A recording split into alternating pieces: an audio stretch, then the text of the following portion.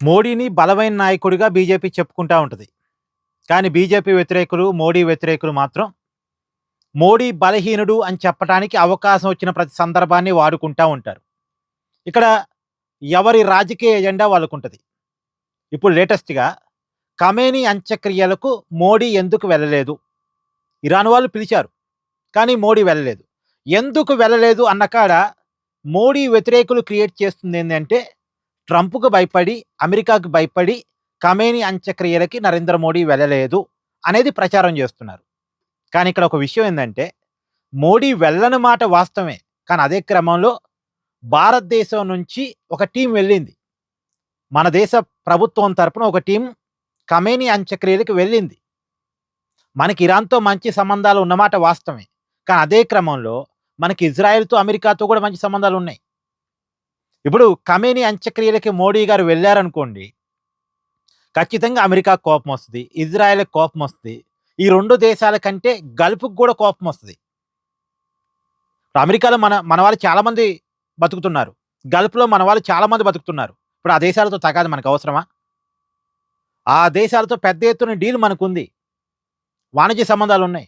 అలా అని ఇరాన్నేదో దూరం చేసుకోవాలనేది కాదు. మనకందరూ కావాల్సినోళ్ళే.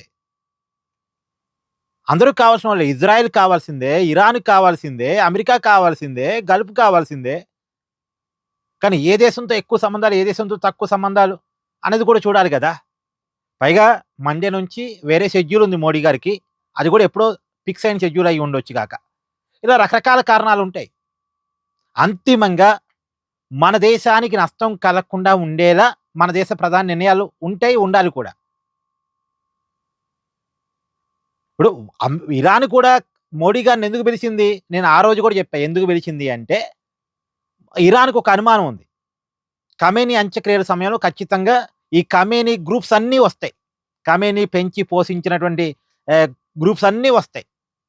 ఆ గ్రూప్స్ అంటే ఇజ్రాయెల్‌కి ఏమాత్రం నచ్చదు. ఈ లెబనాన్ గ్రూప్ వీళ్ళంతా అస్సలు ఇజ్రాయెల్‌కి నచ్చదు. కాబట్టి ఖచ్చితంగా ఖమేనీ అంత్యక్రియలో మెయిన్ లీడర్‌షిప్ మొత్తం ఉంటది కాబట్టి, ఇజ్రాయెల్ ఒక్కసారిగా దాడి చేయొచ్చేమో అనే అనుమానం ఉంది ఇరాన్ వాళ్ళకి. అక్కడ ఒక పెద్ద మనిషిని నించోబెడితే ఇజ్రాయెల్ దాడి చేయదు. ఇజ్రాయెల్ కూడా అభిమానించి ఒక పెద్ద మనిషిని అక్కడ నించోబెట్టాలి. అందుకే మోడీ గారిని పిలిచారు.